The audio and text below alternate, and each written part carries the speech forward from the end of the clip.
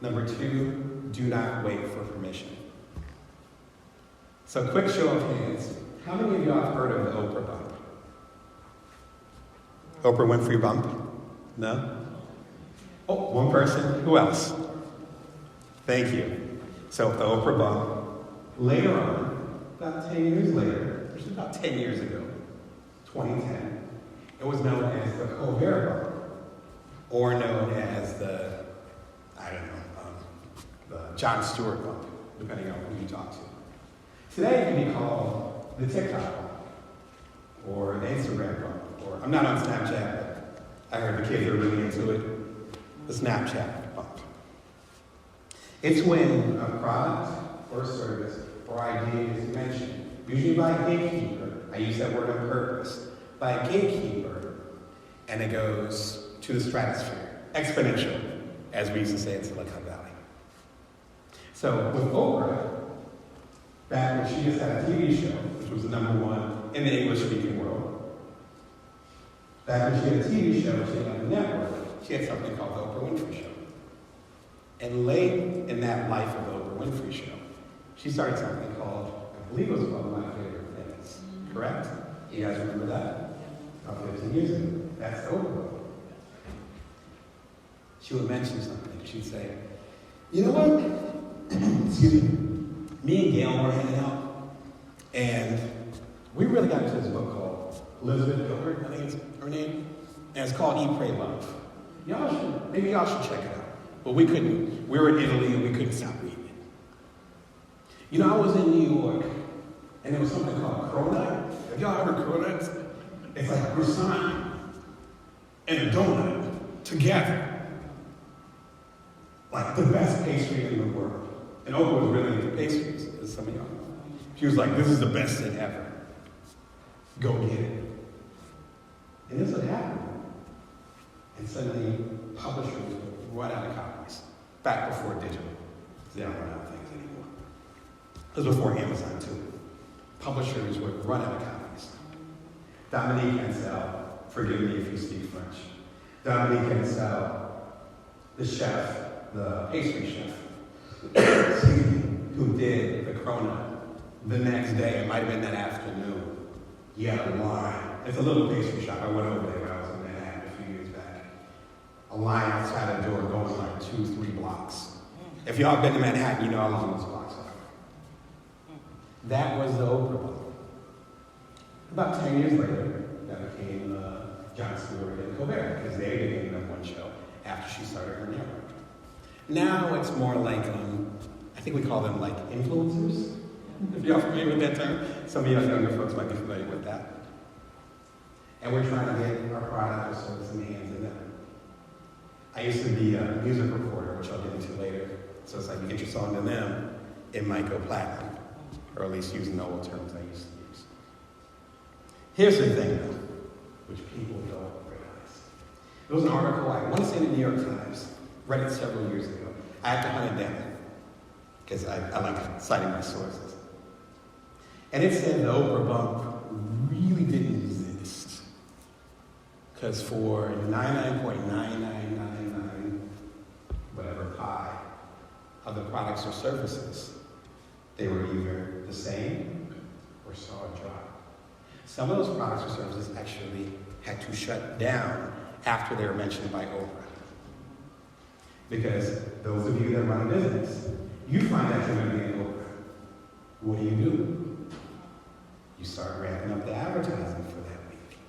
So then you start getting into your coffers. You ramp up your website, back when you need to have the websites and the servers 20 years ago. It's not as fancy now. You start paying thousands, tens of thousands, maybe even millions of dollars to ramp up your servers so the website doesn't crash when everyone comes to your website. But then what happens when no one catches your advertising? Because no one cares really what Oprah says. What happens when you ramp up your servers and your web traffic stays the same? You thought you were going to get your money back. A lot of businesses went bankrupt because of that.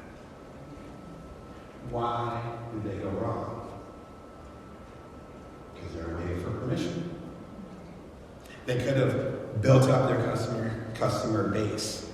They could have, Seth Godin calls the minimal viable audience, working on the people that really care about what you're doing. Instead, they said, you know what, Oprah says so. Everyone's going to follow her. So we're going to bank on her. But what if her influence wanes? What if the Oprah bump is overstated? Y'all have community leaders.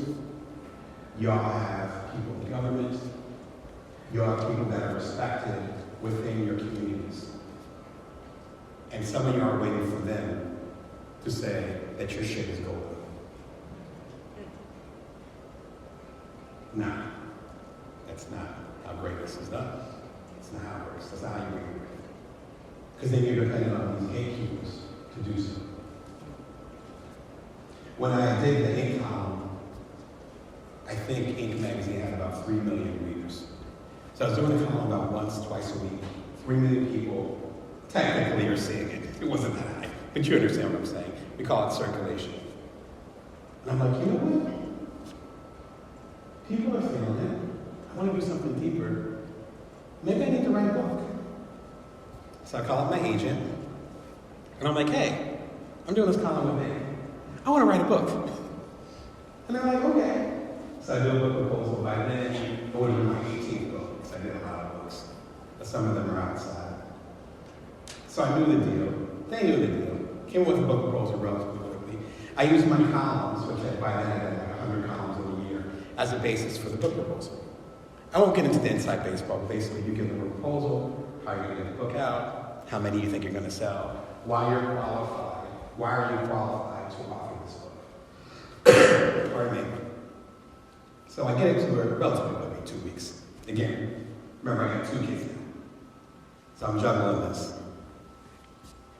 Sends it out to about a dozen publishers. Some of them I work with before. Half of them get back immediately, which is a good sign. I'm like, oh, we're going to have an auction. Everybody wants it. Nice. They all say no. And they all said the same thing. They said the same thing to the point where I thought they had a conference call. You ever work with folks and you're like, did you talk to the person that rejected it? You must have like a meeting or something behind my back. And they said 2 things. They said, Damon is great. Ink magazine is great. I had a couple of decent selling books earlier, so it's like his track record is solid. He knows how to write a book. And he's been on tour before. He's done 2 TED Talks. So I did 2 by then. He's great. But we got a problem. Number 1, these so-called non-traditional entrepreneurs, we don't believe that they necessarily exist. Same damn thing. Pardon my French that I said earlier. The worth is questioned. People like me don't exist. Even though I'm literally telling them I'm going to write the book. I don't exist. But worse, particularly being a journalist, is hard. It's had the #1 app in the world a year before. Just sold my company. They said, we're not sure if Damon can reach them. That's what I said. That's what I said. You read my mind. Actually, I won't say what I said. PG-13. Right. I'm a business coach. And I curse as a business coach, so just, if I'm not working with any of y'all, just so you know. Try to give PG-13.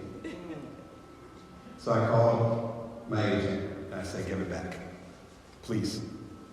Now, I don't know if any of y'all work with agents as an actor or whatever, but they're all the same. Not in a negative way, but in the business side. They get paid when you get paid. When it comes to books, they get the advance, which is the money they give you when you sign the contract. The advance is sent to the agent. The agent takes their 15%, a little bit higher if you're doing international business, but that doesn't matter here. 15%, 85%, check to Damon. So I was basically saying, I'm not going to play in the system, which meant they weren't going to get paid. You understand? That's why I love the agent. And they were like, they've known me for a decade. They're like, I know. So they sent it back. The other half, a dozen, whatever, publishers that were considering it, we said don't. We're going another route. So I got my toddler and my son, my second son, would have been 3 months old. Back on the wheel.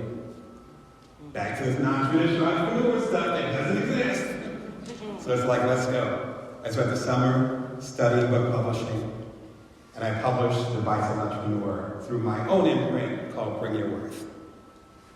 It became an Amazon top seller, top 10 business book within the first week.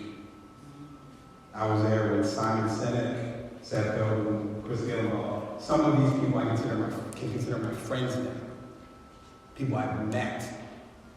But I had no idea who they were at the time.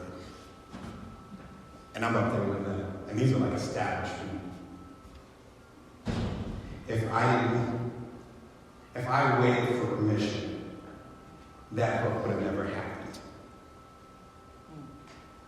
The imprint that I have, which is now 8 different books on my imprint, that little thing that I started back in 2016, I have a picture of my youngest son biting a copy, because he's 3 months old, biting a copy of the original version of the Vital Entrepreneur. That was my life. There's something called proof of concept, where it's not just you pitching who you are as far as what you can do for other people, but that you become an embodiment of what you're actually doing.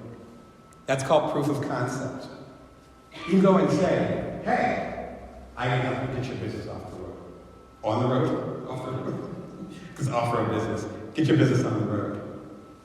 But if you're busy selling businesses, starting businesses, even failing, so I have quite a few failures too I'm happy to talk about, they know that you're walking the walk.